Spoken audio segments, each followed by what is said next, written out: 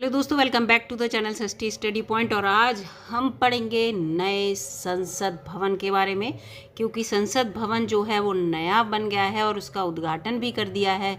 किसने किया है? हमारे प्रधानमंत्री जी श्री नरेंद्र मोदी जी ने। ठीक है, न्यू पार्लियामेंट के बारे में बात करेंगे, उसके बारे में ये पूरी इमेज किसकी है, फिर ये सेंट्रल विस्टा प्रोजेक्ट क्या है, ये क्या चीज़ है, इन सब के बारे में हम विस्तार से जानकारी प्राप्त करेंगे। दोस्तों, इस एक वीडियो में नए पार्लियामेंट के बारे में आप सब कुछ न्यूज़ आपको मिलेगी।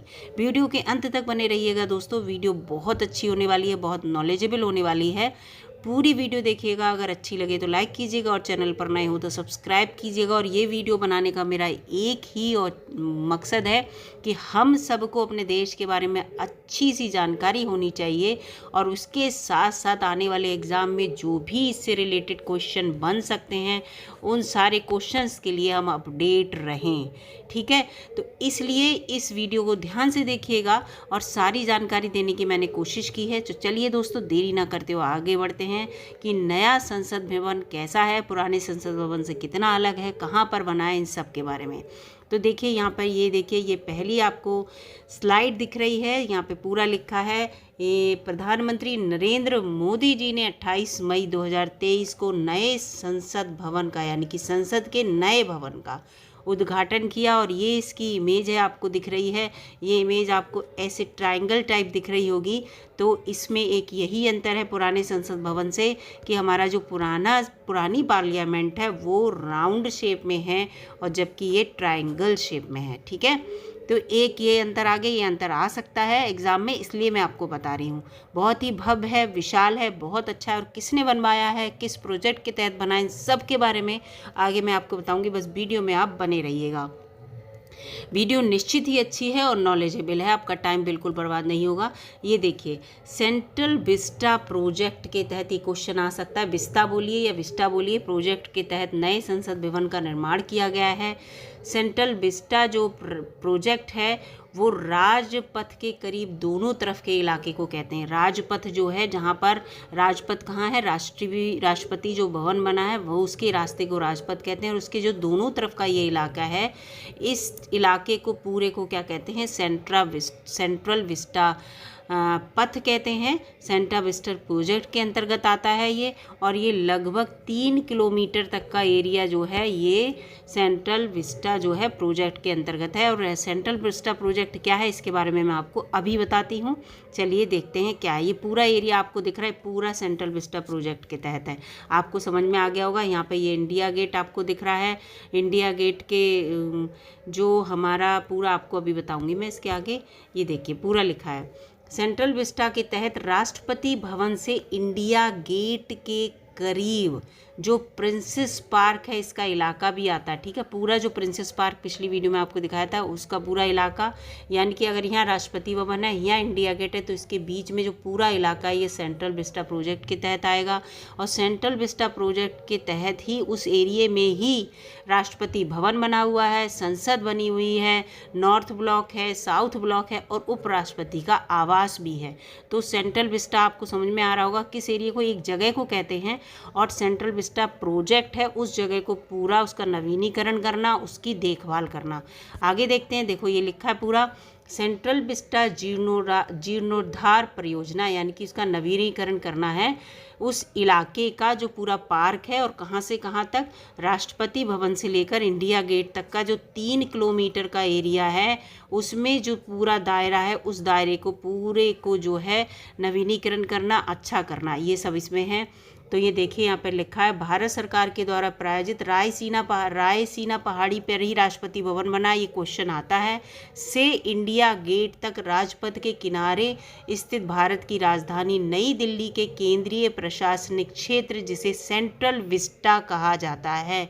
तो सेंट्रल विस्टा क्षेत्र आप समझ में आ गया, जो राष्ट्रीय राजधानी दिल्ली के केंद्रीय प्रशासनिक क्षेत्र होता है, उससे सेंट्रल विस्टा कहा गया है। और इसी के अंतर्गत परियोजना चलाई गई है कि पूरी रायसीना पहाड़ी से लेकर इंडिया गेट तक का जो इलाका है जिसे राजपथ बोलते हैं, उसके इधर उधर जितना भी जो पार्क है या जो कुछ भी है सबका जीर्णोद्धार करना और उसको अच्छी सी परियोजना के तहत उसमें सब कुछ अच्छे चीज़ों का निर्माण करना, जैसे राष्ट्रपति भवन, इसके साथ साथ संसद है ना, पार्क बहुत सारे, उपराष्ट्रपति जी का भवन जो उनका आवास है, ये सब चीज़ें वहाँ पर निर्माण करना है। ठीक है, उसको भव्य बनाना है, सुंदर बनाना है। उसी के तहत नया संसद बना है, नई पार्लियामेंट बनी हुई है उसी के अंतर्गत, उसी एरिया में।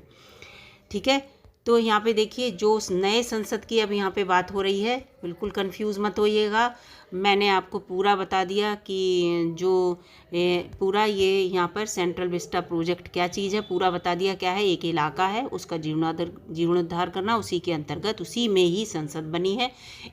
अब बात कर रहे हैं हम संसद की, तो इस भवन यहाँ पे 2 बार लिख गया, इस भवन का जो खाका है वो किसने तैयार किया, तो याद रखना इस चीज़ को, गुजरात स्थित एक आर्किटेक्चर फर्म है HCP। ठीक है, HCP डिज़ाइंस के द्वारा इसे तैयार किया गया। ये क्वेश्चन एग्जाम में बन सकता है, इसलिए इसको रट लीजिएगा बिल्कुल, जिससे कि अगर कभी क्वेश्चन आए कि नई संसद का जो खाका है वो किसने तैयार किया था, तो आप इसको बता सकें।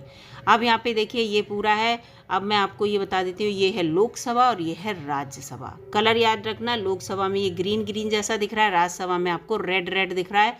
तो याद रखना ये है लोकसभा और ये है राज्यसभा। ठीक है, लोकसभा को हम क्या कहते हैं, संसद का निचला सदन, और राज्यसभा को उच्च सदन बोला जाता है। लोकसभा तो जो है हर 5 साल बाद विघटित हो जाती है, लेकिन राज्यसभा कभी भी विघटित नहीं होती। बस क्या होता है, इनके सदस्यों का कार्यकाल जो है वो खत्म होता रहता है, कब, हर 6 साल के बाद। ठीक है, तो इस चीज़ को याद रखना। अब आप कलर से, बिल्कुल इसलिए कलर से मैं आपको बता रही हूँ क्योंकि कलर से आपको पता चलेगा कि लोकसभा को जो है किसकी थीम पर रखा गया है और राज्यसभा को किसकी थीम पर रखा गया है। बढ़ते हैं आगे, तो यहाँ पे आ गया न्यू संसद में जो लोकसभा भवन है उसको हमारा राष्ट्रीय पक्षी जो मोर है उसकी थीम पर रखा गया है, इसीलिए उसका कलर हरा है, आपको दिख रहा होगा। राज्यसभा को हमारे राष्ट्रीय फूल जो कमल है उसकी थीम पर डिज़ाइन किया गया है, इसीलिए राज्यसभा को क्या है, लाल लाल रंग से आपको दिख रही होगी। मोस्ट इम्पॉर्टेंट क्वेश्चन एग्ज़ाम में आने के पूरे चांसेस हैं इस टाइप के क्वेश्चन के, और इससे संबंधित नई लोकसभा से संबंधित जो है, मतलब नए संसद भवन से संबंधित क्वेश्चन अवश्य आएगा, इसलिए इससे संबंधित जितनी भी न्यूज़ हैं उनको अच्छे से समझ लीजिए। वैसे इसी वीडियो में आपको सब कुछ बताने वाली हूँ। तो आपको एक क्वेश्चन मिला। अब अगला क्वेश्चन जो मोस्ट इम्पॉर्टेंट है सबके लिए, और जानना भी हम सबको बहुत ज़रूरी है, चाहे हम कोई एग्ज़ाम दे रहे हैं नहीं दे रहे हैं, लेकिन हम इस देश के नागरिक हैं, तो हमें अपनी नई पार्लियामेंट के बारे में सब कुछ जानना बहुत ज़रूरी है। लोकसभा की पहले जो क्षमता थी लोकसभा के भवन की, कितने लोग बैठ सकते थे, 552, लेकिन अब 888 लोगों के बैठने के लिए चेयर, उनकी व्यवस्था, उनके लिए पूरा कंप्यूटर, सारी सुविधा, सब कुछ उनकी चेयर पर दिया गया है। आप इमेज पूरी देखना। और राज्यसभा में क्या, ये राज्य होगा दोस्तों, राज्यसभा भवन में जो है 250 से 384 कर दी गई हैं सीट्स, क्योंकि आगे चलकर ये 552 तो रहने वाली नहीं है, ये सीटें बढ़ेंगी, है ना, और 250 से भी ज़्यादा होंगी। और जो नए संसद भवन में जो संयुक्त बैठक होगी, यहाँ पर संयुक्त लिखना, यहाँ पे जो है टाइप होना गलत हो गया, संयुक्त बैठक जो होगी उसके लिए जो भवन बनाया गया है उसमें 1272 सदस्य बैठने के लिए पूरी सीट्स को बनाया गया है। ठीक है, तो यानी कि इतना बड़ा संसद भवन बनाया गया है, पुराने संसद भवन से ज़्यादा बड़ा, क्योंकि आने वाले समय में जब जनसंख्या बढ़ेगी तो लोकसभा की सीटें भी बढ़ेंगी और राज्यसभा की सीटें भी बढ़ेंगी। और जब संयुक्त बैठक होगी, संयुक्त बैठक लोकसभा और राज्यसभा की दोनों की जो मिला के बैठक होती है, और आप इसको बताइएगा संयुक्त बैठक की अध्यक्षता कौन करता है भाई, बुलाई राष्ट्रपति के निर्देश पे जाती है, लेकिन अध्यक्षता जो है वो लोकसभा अध्यक्ष करता है। ठीक है, ये सब मैं आपको बताती चल रही हूँ। और इसके दौरान जो सदस्य बैठेंगे, पूरा एक भवन बना हुआ है, उसमें 1272 सदस्य बैठ सकते हैं।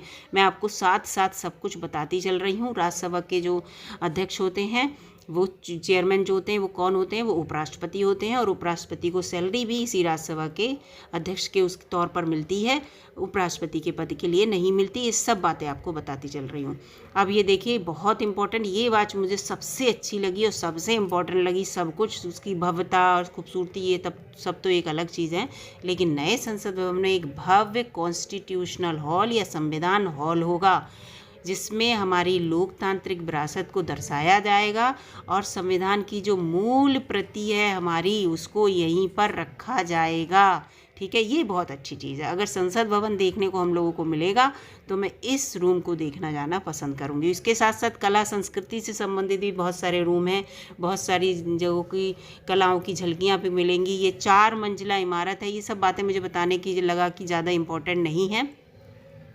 पूरी इमारत 4 मंजिला है, ठीक है, और यहाँ पर जितने भी सांसद होंगे उन सांसदों के रहने के लिए एक अलग अलग रूम मिलेगा, उन्हें सारी फैसिलिटीज़ मिलेंगी, कैंटीन होगी, लाइब्रेरी होगी, वो सारी फैसिलिटीज़ यहाँ पर होंगी। ठीक है, इसके साथ साथ आपको मैं यहाँ बता दूँ, नए संसद भवन का निर्माण का जो क्षेत्रफल है वो 64,500 वर्ग मीटर है। इसको याद रखिएगा, केवल वर्ग मीटर, किलोमीटर मत कर दीजिएगा। और प्रबंधन के से लेकर परियोजना में जुड़े मजदूरों तक 23 लाख से अधिक मानव दिवस का रोजगार सृजित किया गया। ठीक है, इतने 23 लाख से अधिक जो है मानव दिवस होते हैं, इतने से अधिक रोजगार लोगों को मिला इससे। ठीक है, ये भी एक अच्छी बात है।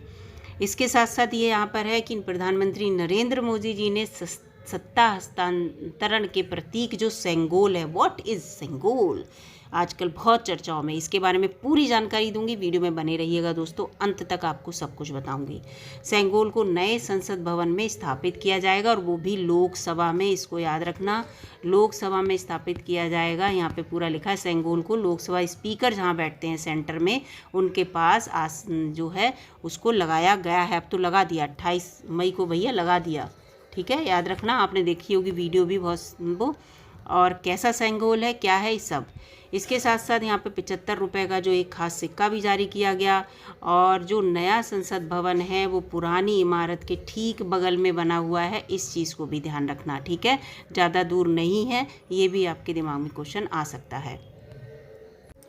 और दोस्तों हम ये भी देखेंगे कि सत्ता हस्तांतरण में सेंगोल का रोल क्या है आखिर। ठीक है, तो आगे बढ़ते हैं दोस्तों, आगे देखते हैं कि हाँ ये कैसे इम्पोर्टेंट है। तो देखिए यहाँ पे लिखा है, पूरा मैं आपको बता दूं कि आधारशिला इसकी भवन की कब रखी गई थी, ये भी इम्पोर्टेंट है। 10 दिसंबर 2020 को रखी गई थी। और बहुत सारे जो हैं इसमें धार्मिक नेता जो थे वो शामिल हुए थे। और इसके साथ साथ वो सर्वोच्च न्यायालय में इसका जो है फैसला हुआ था पर्यावरणीय चिंताओं के लिए, सारी चीज़ों को लेकर, फिर इसकी मंजूरी दे दी गई थी इसको, और ये भवन का काम शुरू हो गया था। बस ये इंपॉर्टेंट है यहाँ पे, 10 दिसंबर 2020। ये लाइन इतनी इंपॉर्टेंट नहीं थी, लेकिन केवल इसी वजह से मैंने दी थी। अब यहाँ पर ये देखते हैं कि सेंट्रल विस्टा के रीडिज़ाइन के जो वास्तुकार थे, यानी कि जो पूरा यहाँ पे रीडिज़ाइन किया गया है ये हमारा नया संसद भवन, तो ये विमल पटेल ने किया है। ठीक है, ये इम्पोर्टेंट है। और त्रिकोणीय जो आकार है वो मैं पहले ही बता चुकी हूँ आपको, है ना, तो विमल पटेल को याद कर लीजिएगा। वास्तुकार कौन है, विमल पटेल।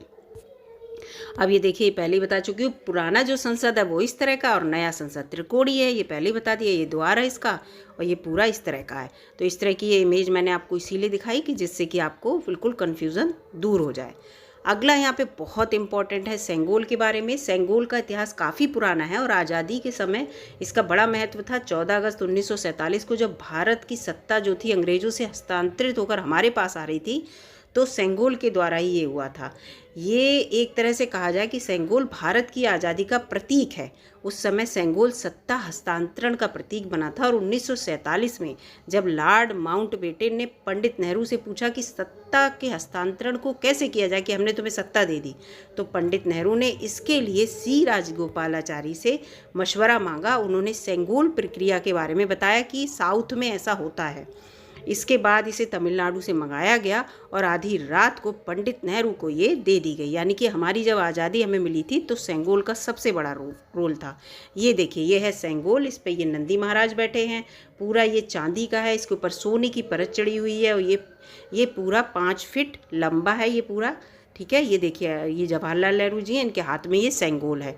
तो यहाँ पर आपको पूरी इमेज सेंगोल की दिख रही होगी। ये पूरा अगर इसको खड़ा करेंगे तो ये पूरी इसकी डंडी है और इस तरह से इसको खड़ा ही किया गया है। यहाँ पे नंदी महाराज बैठे हैं और लोकसभा भवन में हमारे जो स्पीकर हैं उनके बगल में इसको खड़ा कर दिया गया है।